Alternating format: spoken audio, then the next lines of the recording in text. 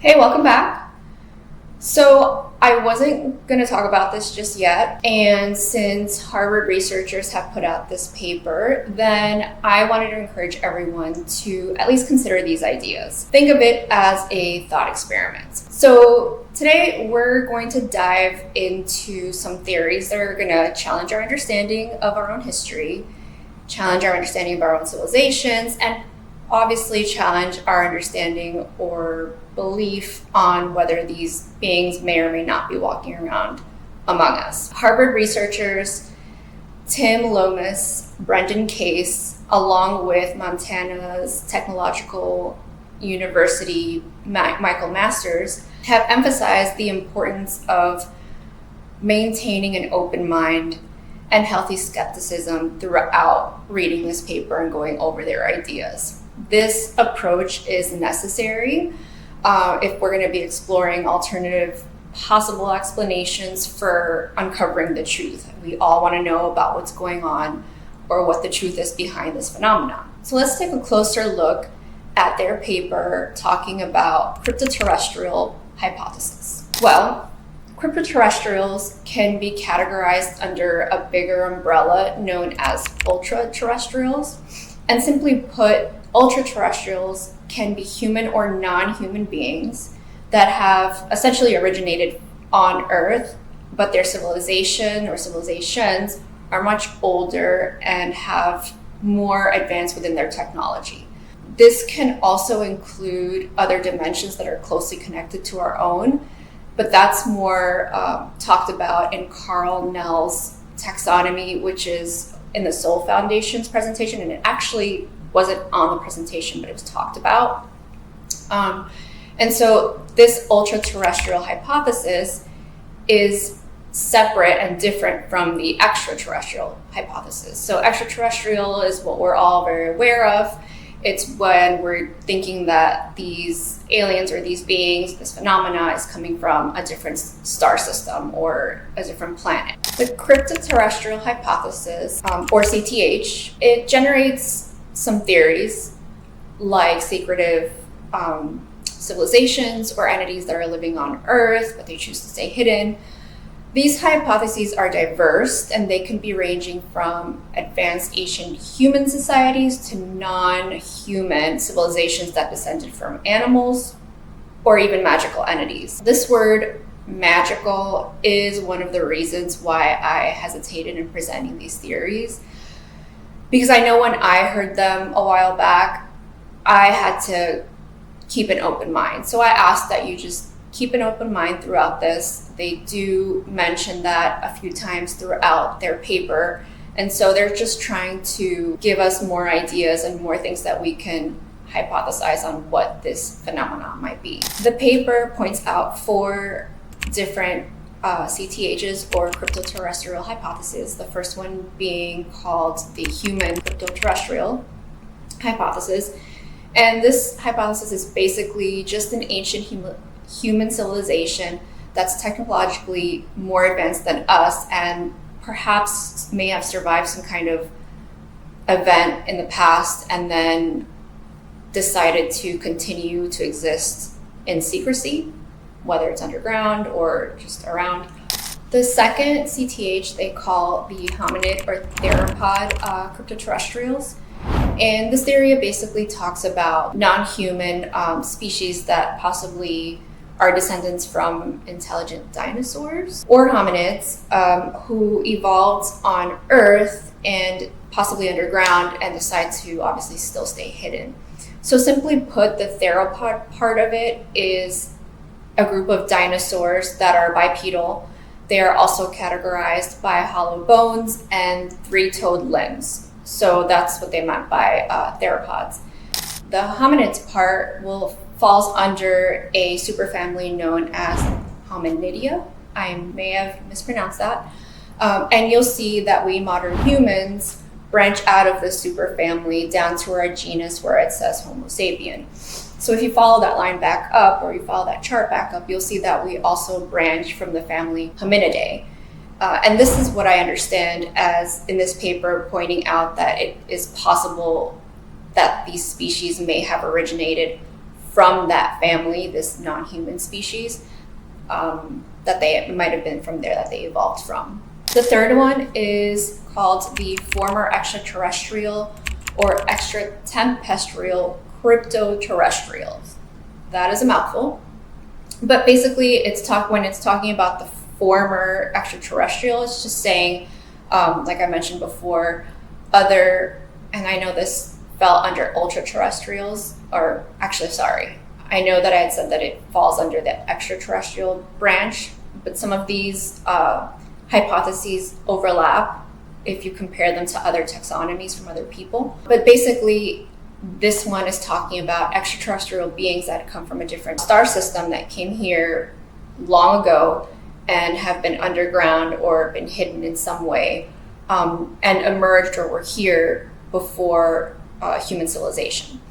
And then the other part of it, the extratempestrial part of it, is a little bit, it's related to time travel. It basically talks about our future human descendants that are here and decided to hide underground as well or remain secretive. And the fourth and last one that they discuss are the magical cryptoterrestrials. And these are just what you've heard of in folklore, so things like fairies that interact with our world in ways that might seem magical, but really it's just that we don't understand what we don't perceive as technology, I guess, in their sense, when we're talking about magical cryptoterrestrials. So the paper begins with a brief overview of the most recent history with UAP. It points out the increased mainstream attention that this phenomena has gotten since 2017, which is when the New York Times piece came out, written by Leslie Kean. That's when kind of the talk has been more mainstream, even though it's not nearly as mainstream enough as it should be. And then it goes into the congressional hearings with David Grush and the Schumer amendments. The authors point out that there are several observations that support the CTH hypothesis. The first one being USO, which stands for Unidentified Submersible Object. And they basically say that what they see underwater mimics or mirrors what they see in the skies. And so that we don't see any visible means of propulsion. It looks like they're just going through and not really interacting with gravity, things like that. The second thing they mention is that they seem to get reports of UAPs either entering or exiting out of volcanoes, suggesting that they might be coming from underground. I haven't personally seen any of those, but I've heard of them. I just haven't seen pictures or videos of those. And one of the other observations that they mention, that they put together within the paper, is historical and recent reports basically talking about speculation about hidden civilizations or species that have been living within Earth, either underground or hidden and among us. They point out that author John Keel states that this was back in the day when the extraterrestrial hypothesis was really big. They point out that author John Keel, in support of his CTH hypothesis, he basically said that this hypothesis does away with the need of having to be able to have figured out interstellar travel. So that's kind of like a point for why this might be a feasible hypothesis. It could also explain why so many UAP are being seen around nuclear sites. Obviously, because nuclear weapons are going to destroy our environment, which is in theory their environment, and so they would care. They also mentioned that if it's a non-human species, they go into terrestrial evolutionary convergence, which is basically when unrelated species independently evolve similar traits or analogous traits. So an example would be like wings on birds and wings on bats and eyes on humans and eyes on spiders. And that actually got me thinking about something that I'd heard a while back. It might have been that I watched it on TV or something, about a species of squirrel that were separated by the Grand Canyon. And over time, because of the separation, geological separation and the environment separation, they eventually, over thousands of years or whatever, they eventually became genetically different species. That's actually called allopatric speciation. And there are many different ways that new species can come about. That is one of the ways, where you have like a geological barrier, or there's like an environmental change within the species, and so it creates kind of like a downfall of events that end up creating two separate species. And then something similar to that, sort of like allopatric, but with one big difference. So sympatric, you end up essentially being in the same area, but having differences in behaviors, having differences in ecological factors, environmental factors, and just choosing their mates and things like that, in which, even though they are within the same area geologically, new species arise. And obviously this is over thousands of years, but it goes to show that you don't necessarily need a lot of space in between species in order to flourish or find a new one. And so I thought of that, and it reminded me and kind of made me think of, okay, this isn't completely insane. We see it within our own biology out in the world. So interestingly, they mention some recent testimony that was released in 2021 involving some recorded tapes of Einstein's assistant, Dr. Shirley Wright. She discusses UAP. She says that in the summer of 47, I believe, her and Einstein went to Roswell after the crash and actually saw beings, or saw one being. The rest of them were deceased. And she talks about the actual craft. She talks about what they look like. She mentioned they were like 5'5" and no hair, kind of like a light grayish green color with really big eyes. And she says that she didn't have to sign any kind of NDA or anything like that. And if you do, I did do some of my own digging, and obviously you're going to end up coming across some pretty convincing information as to why that claim isn't true. One that was kind of hard to get past, and I'm still trying to do some more research on that, is that apparently Einstein didn't have any PhD students, and she didn't say she was a PhD student. She said she was an assistant, which he did have. And so I'm just doing a little bit more digging to see if I can corroborate that with anything else. But I did listen to the tapes. I feel like she was being genuine. It didn't sound like she made things up. There were a lot of things that the interviewer asked that she couldn't remember. And she even says, how could I not remember? This was like the most important thing in my life. She was quite older when the interview happened. But I encourage you guys to check that recording out. I'll definitely link it in my description, and then let me know what you think. Let me know if you think she's credible, if you think that she might be lying. And I'll keep digging, and if I find something that confirms or denies the fact that she was there, then I'll definitely share with you guys. I think it's interesting that I'd never heard anything like this before about Einstein, but according to her, Roswell really did happen. There really was a crash UFO, and there really were beings. So that's kind of exciting to dig into. The paper also mentions a CIA or a former CIA agent by the name of John Ramirez, who has some compelling stories about UAP and his own encounter with a reptilian, according to him. So within the UAP community, it sounds like this is not an old story, but just one that a lot of people know about. I vaguely heard about it some years ago, and I obviously didn't dig into it, because if I did, I would have remembered. And so there's actually a lot there. He mentions a government disclosure plan of 10 years that started supposedly in 2017, which coincides with the New York Times piece, and then also coincides with this date that I keep hearing about, 2027 being the date that we all have to be prepared to basically know the truth or have it all come out by that date.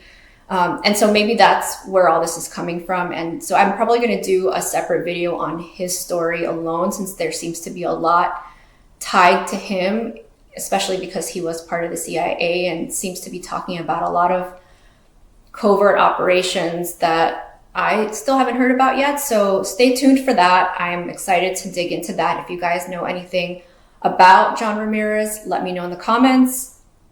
Always love to learn. So the authors go into a few potential explanations that actually support the different CTH theories.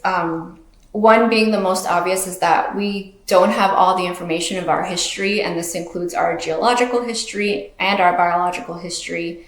We don't have it all, and so it's hard to determine whether or not there were any other beings that lived before us that were advanced. They also mention, and this is tied to the USOs, apparently there's a lot of activity happening underwater and within our oceans, and 80% of our oceans are unexplored. And just the other day, actually, the oldest shipwreck was discovered, which actually changed our understanding of how humans navigated back then. Apparently, back then it was thought that whenever they were in the waters, they stayed within distance to be able to have line of sight and be able to see the coast.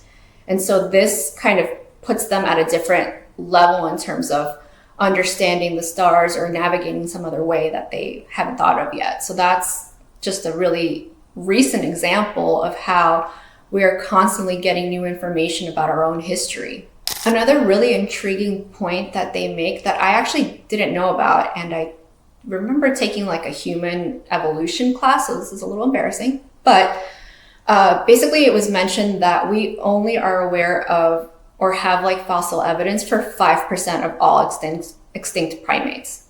5%, meaning there are so many different levels and fossils that we don't know. So how are we piecing things together? We're just theorizing, but it would be nice to find that other 95% in order to have a really good picture of the puzzle. Another potential explanation, which I think a lot of us have heard about, are the out of place artifacts.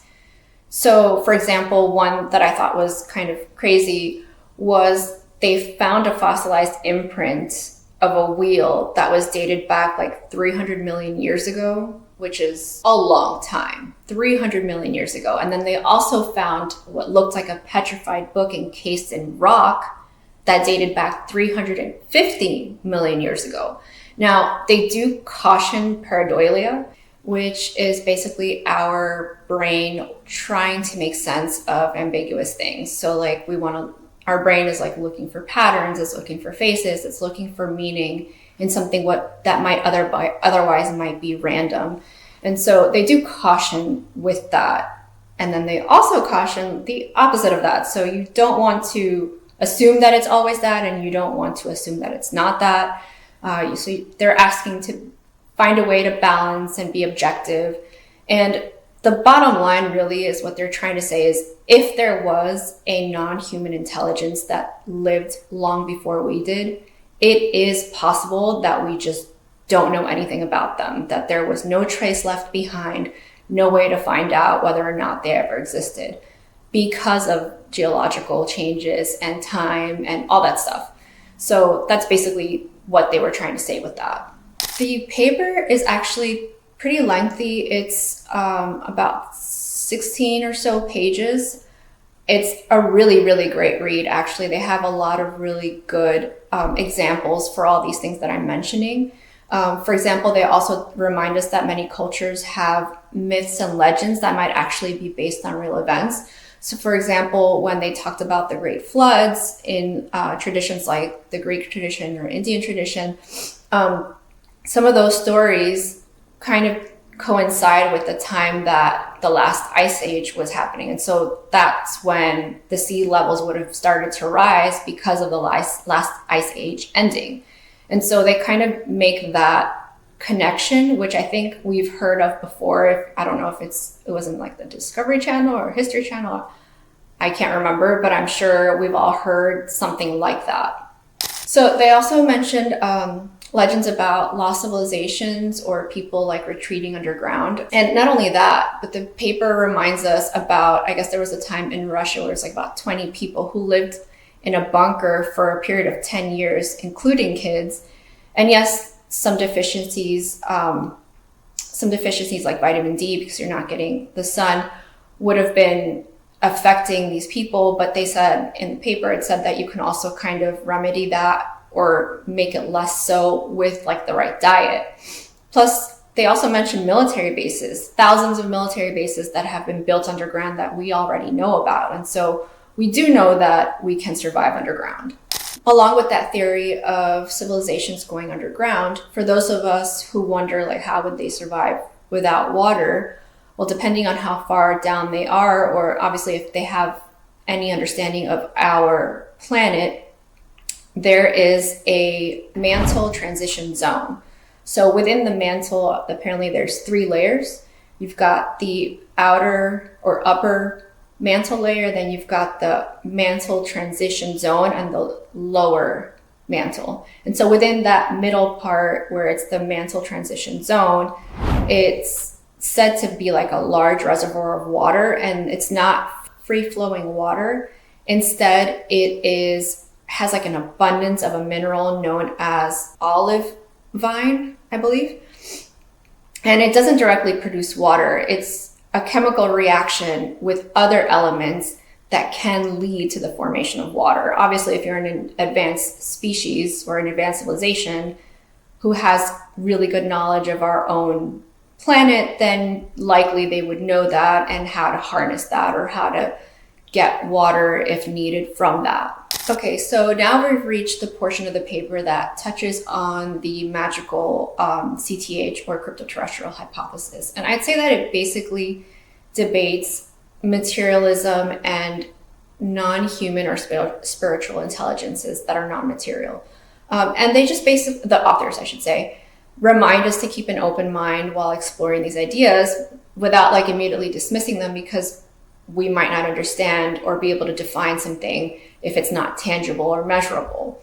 It's likely that we don't understand its complexity and just assume that it's not an intelligent being, or assume that it's magic, or assume that it's someone seeing something incorrectly. And so I really like this paper because it made me think a lot about these other hypotheses that initially seemed a little out there for me. And it is honestly for me a little out there, but we can't be biased in our opinions or take out certain hypotheses because we don't think that they could happen. When we haven't done the homework, we haven't done our job to actually prove that they're not true or not viable. So that brings me to something that was in the paper. At some point, they mentioned that Hal Puthoff had said, like, this cryptoterrestrial hypothesis doesn't require for us to understand interstellar travel in order to try to prove or disprove whether or not these hypotheses are valid. All we have to do is search. Let's search the Earth. Let's search under our oceans. Let's look at those other civilizations that are lost. And I really think that it's doable. We can use scientific methods. We can measure what we find out there and make scientific, if we want to talk about scientific, deductions on what we find. And so we slowly chip away at different hypotheses that might not actually fit the phenomenon. So I really loved this paper. I really commend the 3 authors because multiple times they say, this is likely not a likely hypothesis. It might not be the explanation for these phenomena, but we need to keep an open mind in order to try to find the truth. And I think that that's the most important part and the reason why I chose to do this video. If at the very least, let's just talk about it. Or, what do you like? What would be, out of the 4, what would be, if you could choose one, which would be something that you would actually like to see? For me, it's definitely intelligent dinosaurs. I mean, come on, like intelligent dinosaurs, guys. So at least take a look at that. I'm not trying to make fun of the paper at all. I think it was brilliant. I think it really pushes us to have these conversations and like really just threw us in there. It's very well written, and it really weaves like evolutionary biology, psychology, physiology, and I think it's very important that you guys read it. It's like I said, it's 16 pages long. It's not that I don't think it's that long. If you guys want an even more in-depth video on this, I would be happy to do that. They actually go into a lot of really, like, some examples on some lost civilizations and things like that, and that's actually really interesting. I didn't dive deep into those. I wanted to give kind of like an overview of what this paper mentioned. But if you want me to do that, I'd be happy to do that. Okay, so that's it for today, guys. Thank you for watching. If you have any questions about anything that I went over, or you have any questions about any future episodes that you might want to see, or you want me to do another episode kind of diving even deeper into this paper, I'd love to do that. There were a lot of really great extra stories that I could go into.